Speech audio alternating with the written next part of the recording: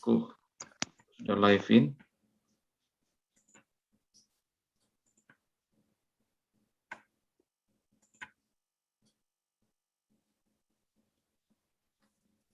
Silakan Kodek.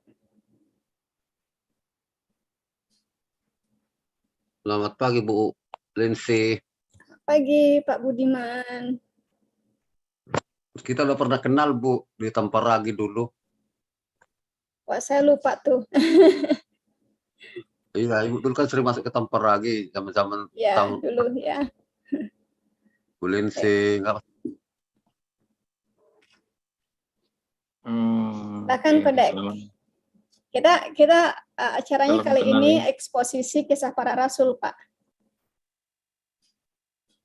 Oke. Silakan Kodek.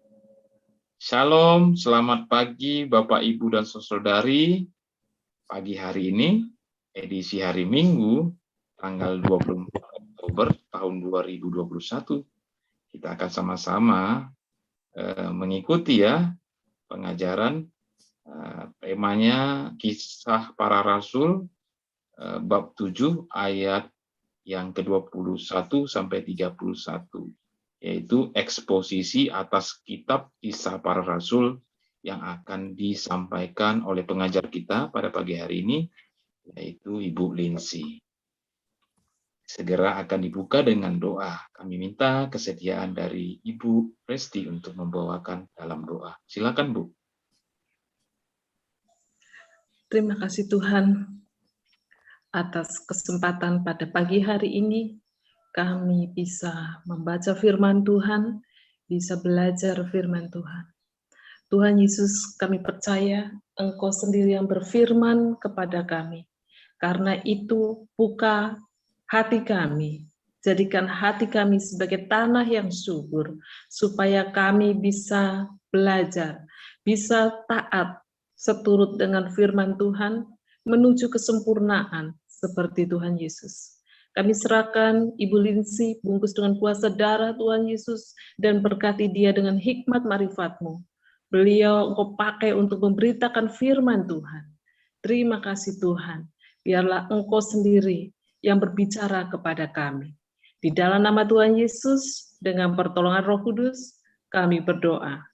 Amin. Amin. Amin. Oke, silakan di-share screen. Ya, Bu. Share screen dari Kisah Para Rasul 7 ayat yang ke-21 ya. Saya bacakannya ayat per ayat atau sekaligus, Bu? Mungkin ayat per ayat ya. Baik. Kisah Para Rasul bab 7 ayat yang ke-21. Lalu ia dibuang, tetapi puteri Firaun memungutnya dan menyuruh mengasuhnya seperti anaknya sendiri. Oke. Kisah ini ada di Keluaran 2 ayat yang kedua sampai 10 ya. Dijelaskan semuanya. Juga di Keluaran Ulangan ya, Ulangan 32 yang ke-26 ya. Mengingatkan Moses atau Musa, aku berkata, aku akan meremukkan mereka sampai berkeping-keping, ingatan tentang mereka akan kulenyapkan dari antara manusia. Juga ada itu referensinya di Ibrani 11 ayat yang ke-24. Oleh iman, ini berkata mengenai iman, Musa setelah dewasa ia tidak mau disebut sebagai anak putri Fir'aun. Nah, kenapa dia tidak mau disebut sebagai anak putri Fir'aun? Kita akan find out di ayat berikutnya ya. Di ayat-ayat berikutnya, silakan yang ke-22. Ayat 22, dan Musa dididik dalam segala hikmat orang Mesir, dan ia berkuasa dalam perkataan dan perbuatannya. Ya, pada waktu itu orang-orang Mesir adalah orang-orang yang paling intelijen. Intelijen itu paling cerdas, ya mereka memiliki instruktur yang terbaik, istilahnya yang terbaik dalam hal kepemimpinan, ya, di seluruh dunia saat itu, ya. Kepemimpinan, struktur pemerintahan orang Mesir, laws-nya itu adalah yang terbaik, ya. Dan termasuk juga orang Mesir ini yang paling the best istilahnya struktur agamawinya, ya, dari bahkan matematika, aritmetik, geometri, puisi-puisi, musik, ya, obat-obatan, dan peralatan perang, peralatan seperti bikin gerobak, ya, bukan gerobak dorong seperti gerobak tukang bakso, ya, bukan, tapi ini gerobak seperti ya, yang dilarikan oleh kuda, gerobak perang, apa tuh namanya kalau gerobak perang di Indonesia, ya. Dan dia juga adalah seorang jenderal, ya, dari Mesir, dari angkatan perang Mesir, ya. Jadi dia bukan orang yang biasa, ya. Dia juga dilatih untuk memiliki tata bahasa seperti tata bahasa orang kerajaan atau eloquent, atau kalau di sekarang itu namanya tata krama, ya, tata krama, manner, ya, dan etiket. Jadi dia dididik seperti seorang bangsawan yang memiliki pengetahuan, ya, didikan, eloquent, manner, seperti seorang bangsawan, meskipun dia adalah seorang Ibrani. Ya, selanjutnya ayat yang ke-23. Pada waktu ia berumur 40 tahun, timbullah keinginan dalam hatinya untuk mengunjungi saudara-saudaranya, yaitu orang-orang Israel. Ya, pada saat ini banyak orang yang mengatakan kalau Musa tidak tahu siapa dirinya, ya, itu salah. Musa tahu siapa dirinya. Dia bukan orang keturunan Mesir, dia adalah orang keturunan Ibrani, orang Hebrew waktu itu, karena yang menyusukan sendiri adalah ibunya, ya.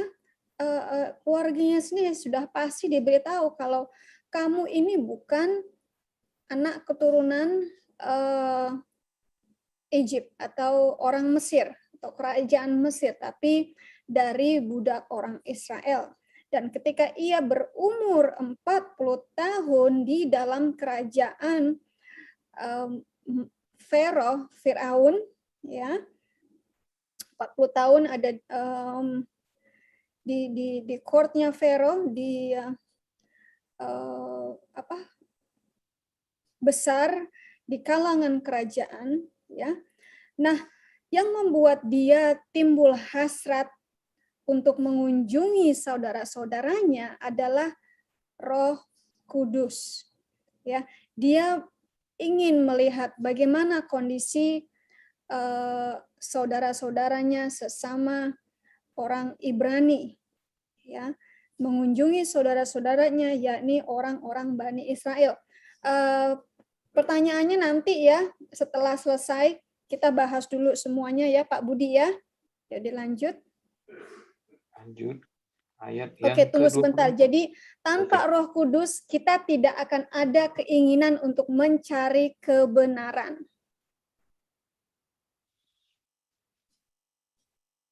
Boleh saya bacakan ayat selanjutnya? Ya, silakan. Ayat yang ke-24. Ketika itu, ia melihat seorang dianiayai oleh seorang Mesir. Lalu ia menolong dan membela orang itu dengan membunuh orang Mesir itu. Di sini harusnya membunuh orang Mesir yang menindas, bukan hanya membunuh orang Mesir tanpa alasan, tapi karena orang Mesir itu menindas orang-orang Bani Israel, ya. ketika dia sedang ya mau jalan-jalan lah, bagaimana kelihatannya sih di luar pagar kerajaan ya, masuk keluar ke perkampungan misalnya ya, ke citizen civilization ya. Dan dia melihat ketidakadilan yang diterima oleh saudara-saudaranya orang-orang Bani Israel. Ya, dia melihat seorang Mesir, seorang tentara ya yang menganiaya. Nah, lalu dia maksudnya itu ingin membela. Maksudnya ingin membela saudaranya yang orang Bani Israel dengan cara membunuh orang Mesir tersebut. Nah, kita pikir kita melakukan kebaikan ya, tapi salah di mata Tuhan. Biar bagaimanapun juga kita tidak bisa menghabisi nyawa orang. Ada pembalasannya. Ya, silahkan. Ayat selanjutnya, ayat 25. Pada sangkanya, saudara-saudaranya akan mengerti bahwa Allah memakai dia untuk menyelamatkan mereka, tetapi mereka tidak mengerti. Ya, dia akan berpikir ketika dia membunuh orang Mesir ini, dia akan berpikir, oh mereka tahu kok kalau aku ini diutus oleh Tuhan, diutus oleh Elohim untuk membela mereka, ya. Tetapi bagaimana orang-orang Bani Israel ini bisa mengerti kalau dia diutus Tuhan? Ya, dia membayangkan ya kalau Tuhan sudah memanggil dia, Tuhan pasti akan pengumuman ya ke Bani Israel, ke saudara-saudaranya yang orang Israel. Tapi pemikiran kita ternyata jauh lebih pendek daripada rencana Tuhan. Ya, kita sering menganggap bahwa I know everything. Ya, gue tahu semuanya. Saya tahu semuanya. Tapi ternyata tidak seperti itu. Ya, banyak bahkan maksud baik kita, mereka orang lain tidak mengerti. Maksud baik kita diartikan sebagai apa? Buruk untuk mereka, ya. Itu namanya pengertian manusia. Kita saat ini ya selalu curiga antara satu sama lain. Mungkin kebaikan dia ada maunya, mungkin kebaikan dia ada maksud lain. Ya, mungkin dia mau menolong sini ada maksud-maksud tertentu. Selalu manusia itu punya kecurigaan, dan ini yang terjadi kepada Moses. Saudara-saudaranya tidak mengerti atau curiga. Ya. Selanjutnya ayat yang ke-26. Pada keesokan harinya, ia muncul pula ketika dua orang Israel sedang berkelahi. Lalu ia berusaha mendamaikan mereka. Katanya, saudara-saudara, bukankah kamu ini bersaudara? Mengapakah kamu saling menganiayai? Aduh, ini seru nih. Ya. Berikutnya dia melihat dua orang apa? Orang Israel, orang percaya berantem. Sekarang coba kita lihat nih di dunia YouTuber nih. Apakah kita melihat sesama Kristuber, sesama orang Kristen rebutan, berantem, main celah-celahan, main tuduh-tuduhan, saling menjatuhkan? Halo? Lihat kan? Sudah terlihat? Ya. Padahal mereka bersaudara. Dua orang Israel ini, Bani Israel ini, mereka bersaudara. Dari Jacob. Ya. Tapi mereka berantem. Sama halnya kita orang Kristen sekarang ini kok jadi berantem, padahal satu darah Kristus, padahal satu tubuh dalam Kristus, tapi kok saling berantem. Ya, ini kan mempermalukan. Lalu Moses berusaha mendamaikan mereka. Mencoba dipisahkan, ya. pisahin deh, misalnya saya pisahin ya, saya memisahkan itu Kristubur yang satu dengan Kristubur yang lain, saya pisahkan, saya damaikan misalnya ya, misalnya nih. Tapi justru berikutnya lebih shocking lagi ya. Moses mengatakan, "Loh, kalian ini gimana sih? Kalian kan saudara. Kenapa kalian ribut?" Sama halnya kalau saya mengatakan, "Hey, kalian berdua ini YouTuber Kristen, ya. Kalian kan saudara dalam Kristus, tapi kenapa kalian bertarung, saling mencaci, saling cakar-cakaran, saling tuduh-tuduhan, saling menjatuhkan? Ya, kenapa kalian saling menganiaya?" Berikutnya yang ke-27. 27. Tetapi orang yang berbuat salah kepada temannya itu menolak Musa dan berkata, "Siapakah yang mengangkat engkau menjadi pemimpin dan hakim atas kami?" Ini nih, justru dua orang Israel itu bilang gini, "Lu siapa? Kamu tuh siapa? Siapa yang mengangkat kamu sebagai pemimpin kami? Siapa kamu? Siapa yang mengangkat kamu sebagai hakim buat kami? Siapa lu?" Ya sama halnya kalau kita, ini ada dua Kristuber atau banyak Kristuber. Kalau saya masuk di antara mereka, saya katakan, "Udah jangan berantem, udah ampuni, udah begini, udah begitu," ya. Istilahnya mendamaikan mereka, tapi mereka malah menuduh, "Siapa lu? Siapa kamu, Lindsay? Siapa yang mengangkat kamu menjadi hakim kamu? Kamu itu siapa?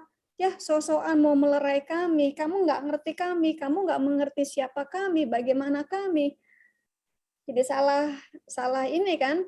Salah apa? Salah serba salah ya. Jadi serba salah kan? Serba salah. Nah, ini posisi Moses waktu itu. Ya. Selanjutnya. Lanjutnya, ayat yang ke-28. "Apakah engkau bermaksud membunuh aku sama seperti kemarin engkau membunuh orang Mesir itu?" Nah, bedanya saya nggak pernah bunuh orang ya. Saya tidak pernah menikam orang ya. Lalu mereka berkata, "Kamu nih siapa? Apakah kamu juga akan membunuh salah satu dari kami seperti kamu membunuh kemarin itu orang Mesir?" Ya. Dosa, kesalahan kita kadang-kadang disingkapkan begitu cepat, kadang-kadang disingkapkan nanti. Ya. Jadi di depan Tuhan, di hadapan Tuhan, dosa sekecil apapun akan terekspos. Kalau hati kita penuh dengan dosa, penuh dengan kedengkian, keirian, kejahatan, atau planning, rencana-rencana yang jahat, itu lambat laun, cepat atau lambat, pasti akan terekspos. Ya, crime-nya, kejahatannya akan terekspos. Meskipun ditutupi dengan cara apapun, kejahatannya pasti akan terekspos. Ya. Dan Moses sebagai seorang, oke sebentar. Anak saya baru pulang. Ya. Tadi sampai di mana? Sampai Moses dalam hal ini dia ditolak oleh saudara-saudaranya sendiri, ya, dan juga ditolak oleh orang Mesir. Dalam hal ini saya bisa ditolak oleh kawan-kawan saya sendiri yang Kristen, ya, karena saya mencoba melerai. Penolakan. Ya, ini menarik nih yang ke-29-nya. Silahkan. Selanjutnya, ayat yang ke-29. "Mendengar perkataan itu, larilah Musa dan hidup sebagai pendatang di tanah Median. Di situ ia memperanakkan 2 orang anak laki-laki." Ya, dia menjadi pendatang atau sojourn, menjadi pengungsi di situ ya. mendengar perkataan itu, larilah Musa. Nah, biasanya kita kalau dihadapkan dengan kenyataan, kadang-kadang kita lari. Ya. Kadang-kadang kalau kita dihadapkan, disingkapkan kesalahan kita suka kabur. Kita suka kabur, ada malah yang balik lagi ke berikutnya, ada yang menjadi mu'alaf, ya, bahkan ada yang main-main ke dunia lagi, mabok lagi, melakukan kemaksiatan lagi, lari dari Tuhan. Ya, saat ini Moses mencoba lari dari Tuhan. Lari. Kita bisa lari, tapi kita tidak bisa sembunyi dari Tuhan. Ya, kita tidak bisa sembunyi dari Tuhan. Kita pasti akan ditangkap lagi oleh Tuhan kalau Tuhan masih mengasihi kita. Jadi kalau Tuhan masih mengasihi, maka Tuhan akan tangkap kita lagi. Tapi kalau Tuhan sudah tidak peduli dengan kita, maka Tuhan akan membiarkan kelakuan kita begitu terus-menerus menghujat Tuhan. Banyak kan yang dulunya Kristen menjadi mu'alaf, menghujat Tuhan, dan mati di saat menghujat Tuhan. Oh, itu bahaya. Ya, silahkan yang ke-30-nya. Selanjutnya, ayat yang ke-30. Dan sesudah 40 tahun, tampaklah kepadanya seorang malaikat di padang gurun Gunung Sinai, di dalam nyala api yang keluar dari semak duri. Oke, tadi saya lupa membahas yang di atas itu, yang dia memperoleh 2 anak laki-laki, ya bukan dia melakukan zina terus punya anak laki-laki, tidak ya. Itu ada kisahnya, ya. Kisahnya itu ada di Exodus. Exodus itu Keluaran ya. Keluaran 2 dan Keluaran 4 dan juga Keluaran 18 itu ada kisahnya. Jadi saya tidak perlu membahas kisah itu lagi karena sudah dibahas oleh Pendeta Brahmanaha di saat teduh. Setelah 40 tahun tampaklah kepadanya malaikat Tuhan. Seorang malaikat. Di sini di terjemahan kalian ini kurang tepat, ya. Terjemahan yang benar adalah malaikat Tuhan, ya, karena English-nya dikatakan the angel of the Lord, ya, the angel of the Lord. Setelah 40 tahun, jadi dia 40 tahun ada di istana Mesir, istana kerajaan Firaun. 40 tahun dia ada di Midian, ya, ada di Midian, ada di istilahnya pengembaraan dia, pengungsian dia, pelarian dia, ya. Maka dia ditampakkanlah kepadanya malaikat Tuhan, the angel of the Lord. Nah, kalau kita lihat ya, the wilderness sign of the angel of the Lord itu Greek-nya itu kurios.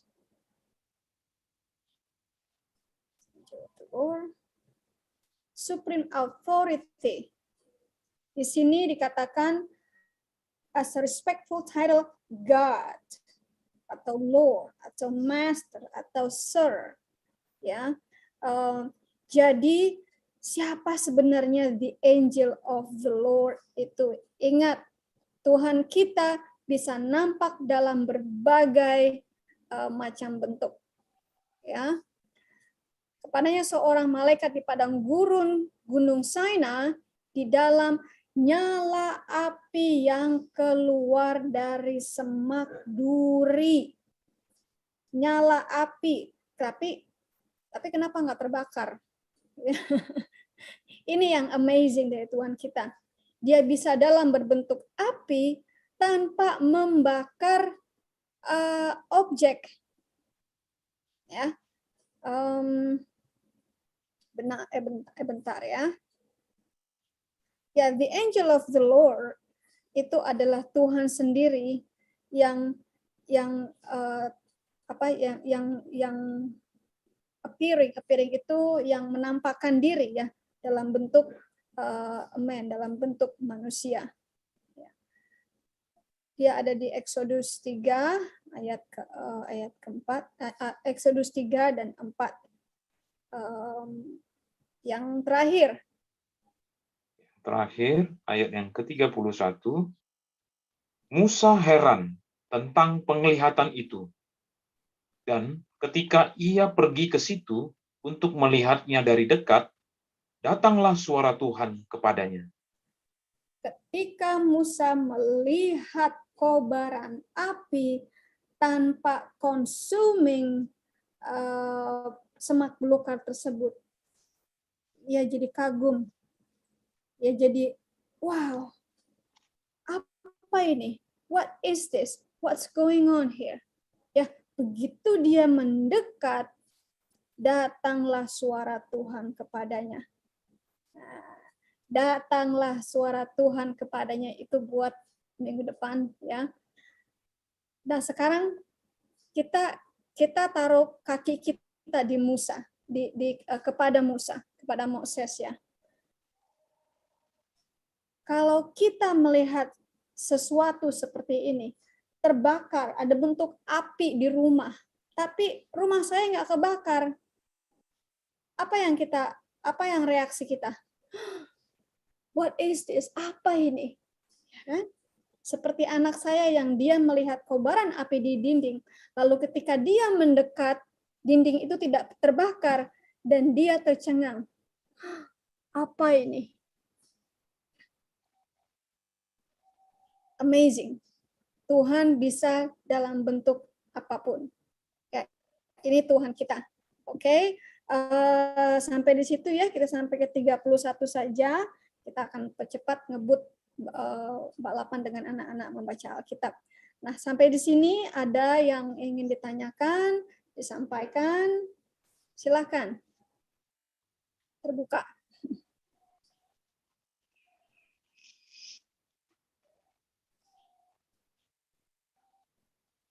Atau mungkin kita tutup dulu kali ya, baru kita akan ke diskusi. Oke. Silakan Kodek, kita tutup dulu, lalu kita akan diskusi.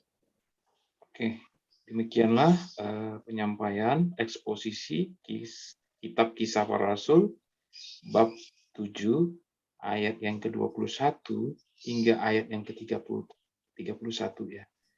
Kita akan mendapatkan penjelasan untuk berikutnya, ayat-ayat dari 32 sampai berikutnya ya, untuk minggu akan datang. Ini semakin menarik untuk digali, untuk kita sama-sama menyimak ya pada minggu akan datang. Dan saat ini kita akan sudahi dulu eksposisi ini. Saya akan minta kesediaan Ibu Lindsay nanti untuk menyampaikan berkat Tuhan. Saya akan berdoa untuk merespon eksposisi Kisah Para Rasul pagi hari ini. Bapa kami di surga, betapa kami bersyukur, kami menyimak dengan tenang, dan kami semakin memahami eksposisi yang disampaikan oleh hamba-Mu, Ibu Lindsay di pagi hari ini. Kami bersyukur untuk minggu akan datang, kami juga hadir untuk menyimak eksposisi Kisah Para Rasul bab 7 di ayat-ayat selanjutnya. Engkau yang selalu mengurapi Ibu Lindsay dalam menyampaikan pengajaran eksposisi hari demi hari, sehingga kami makin memahami firman-Mu ini. Terima kasih Bapa di surga, kami telah berdoa bersyukur di dalam nama Putra-Mu, Yesus Kristus, yang adalah Tuhan dan Juru Selamat kami yang hidup. Silakan Bu Lindsay. Mari kita angkat tangan untuk menerima berkat dari Tuhan. Bapakku, Bapak Surgawi, berkatilah kawan-kawan kami semua yang ada di sini dan kami menerimanya Tuhan, dan peliharalah semua kawan-kawan kami. Bapak juga menyinari wajah kita semua dan memberikan kita semua damai sejahtera. Dalam nama Yesus kami terima berkat-Mu Tuhan. Dan biarkanlah kami semua menjalani aktivitas kami pagi ini biarkan kami beribadah, biarkan kami menjadi berkat bagi semua kawan-kawan kami, gereja kami, dan keluarga kami juga Tuhan. Dalam nama Yesus, amin.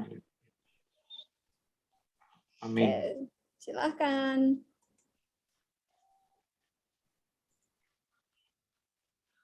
Oke, Sebenarnya ini silahkan tadi, Pak Budiman.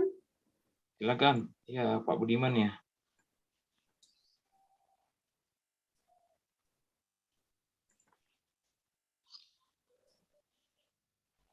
Mungkin sebelum Pak Budiman, saya nih. Oke, silahkan Kodek. Tadi saya dapat ini, mulai ada seperti rema gitu ya. Betapa pentingnya pengenalan akan Elohim. Kalau di LAI kan Allah Abraham, Ishak, dan Yakub. Nah, ini Musa yang adalah keturunan dari suku Lewi, apakah dia sudah mengenal Elohim dari Abraham, Ishak, Yakub?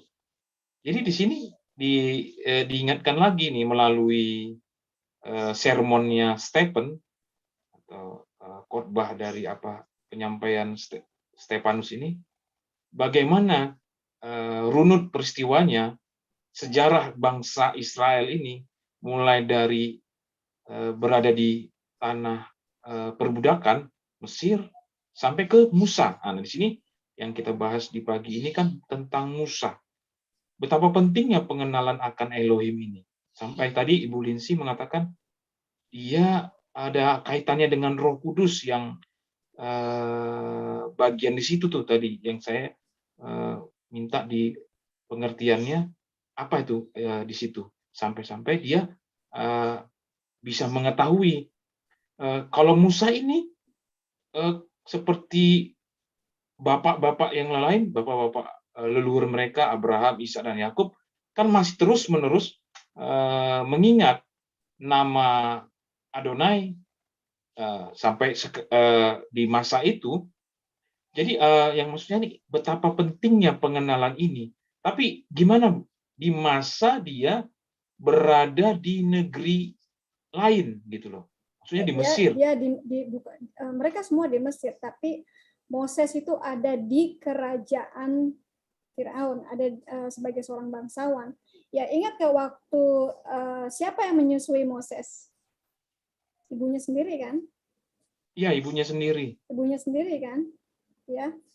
Dan putrinya Moses, anak dari Moses itu memberikan kuasa kepada ibunya sendiri yang sudah pasti akan diajarkan siapa Elohim, siapa dirinya. Ya, di dalam Alkitab tidak begitu dijelaskan nitty-gritty-nya, istilahnya tidak begitu dijelaskan perjalanannya saat dia remaja atau pertengkaran atau bagaimana, itu tidak banyak dijelaskan ya. Tapi ada di buku sejarah lain ya, di buku apokrifa lain yang menjelaskan bagaimana dia beranjak dewasa ya. Jadi meskipun dia ada di kebangsaan kebangsawanan kerajaan Firaun, tapi dia tetap sadar siapa dia sebenarnya, siapa dia, dan tentunya ibunya juga mengingatkan bahwa engkau diutus Tuhan untuk membebaskan bangsamu sendiri. Seperti Tuhan mengatakan kepada saya keluar dari Indonesia, saya ada di tanah bangsawan ini ya kan, tanah di bangsawan yang tidak terjamah. Lalu Tuhan mengingatkan kepada saya, Lindsay, ingat saudara-saudaramu yang ada di Indonesia, aku mengutus kamu ke sana untuk membebaskan mereka. Itu dia. Sama seperti Esther yang ada di dalam kerajaan istana, tapi dia diutus oleh Tuhan untuk membebaskan kaumnya sendiri. Ya. Sejak itu pentingnya sejak kecil kita istilahnya dibina, dididik dan diberikan pelajaran siapa kita dan siapa Tuhan kita. Dimanapun kita berada, apapun posisi kita, dimanapun kita tinggal, status ekonomi kita yang bagaimanapun, kita harus tetap ingat siapa diri kita yang sebenarnya. Itu penting. Apakah itu menjawab, Kodek? Iya, Bu. Jawab. Kasih. Jadi tempat adalah, jangan hiraukan tempat. Kalau Tuhan menginginkan kalian ada di tempat yang lain di luar dari Indonesia, Tuhan punya rencana, bukan untuk kamu sendiri, tapi untuk kemuliaan Tuhan. Silakan kalau ada yang lainnya. Pak Budiman tadi mau tanya, udah apa? Raise hand.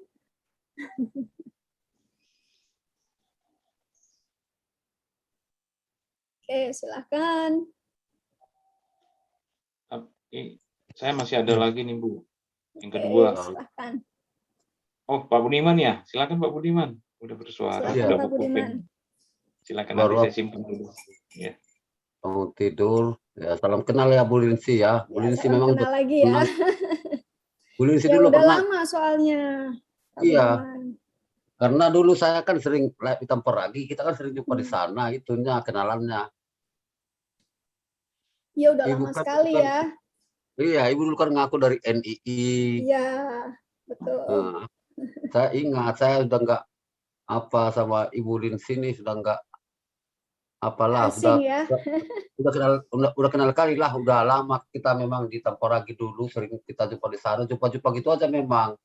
Nah, kita memang jumpa situ aja dulu kita di Tamparagi.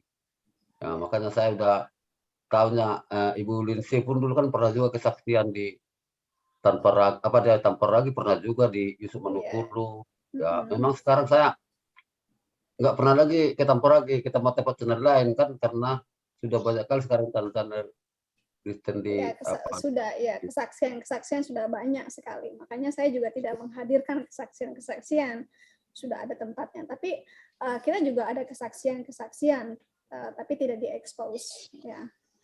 Tidak diekspos. Ya. Loh Pak Budi tahu link ini dari mana, Pak? Iya, kan ini dari grup apa tadi ini kulihat kok ada link Zoom kan kumasukin. Ya. Link Link di grup apa apa tuh, Pak? Ya, ya ini aku banyak kali dimasukkan kawan-kawan grup. Ada grup apa namanya PO itu, ada grup Papel, ada grup rumah orang biasa, banyak kali grup dimasukkan saya. Kan ada orang WA masukkan grup, ya masukkan begitu kan aja. Gerbang kasih banyak kali grup-grup di HP ini. Ya aku masuk aja. Gitu Bu Linsi. Ya. Kita setiap pagi jam 5 kita ada saat teduh. Tapi kalau minggu, khusus hari Minggu itu saya mengupas eksposisi. Jadi mendalami firman Tuhan, ayat demi ayat, makna demi makna, kita kupas maknanya, kita kupas sejarahnya, kita kupas ayat per ayat. Nah, seperti itu. Dari Senin jam 19 itu saya mengajar peperangan roh dan pelepasan roh jahat. Tapi Zoom ini non-stop ya. Ya, ada tukang jaganya nih, Pak Kodek nih tukang jaganya. Iya. Ya, jadi silakan, kita juga ada kalau Pak Budiman tertarik itu kita ada pelajaran Islamologi. Nah, jadi kita mempelajari Islam agar kita tidak ditipu. Seperti itu. Iya. Kalau aku sih udah sering juga masuk ke channel-channel orang Muslim itu ya, udah banyak juga saya tahu isi-isi Quran mereka, hadis mereka, makanya saya sering bertanya sama mereka itu ya nggak bisa jawab, muter-muter aja, nggak puas kita. Jadinya terakhirnya berdebat juga gitu. Saya dulu kan ya penggemar Pak KC, saya sering masuk ke Pak KC, tiap hari saya masuk di situ. Kalau ada film video Pak KC itu, saya ada terus di situ tiap dia live. Saya yang pakai baju loreng gitu. Ya kalau saya udah nggak ada waktu Pak untuk ikut kesana kemari ya. Udah terlalu repot ya di WAFM ini, kita banyak sekali program untuk murtadin terutama anak-anak yang dipersekusi. Itu Kodek dimatiin dulu YouTube-nya tuh. Udah habis. Oh iya, aduh.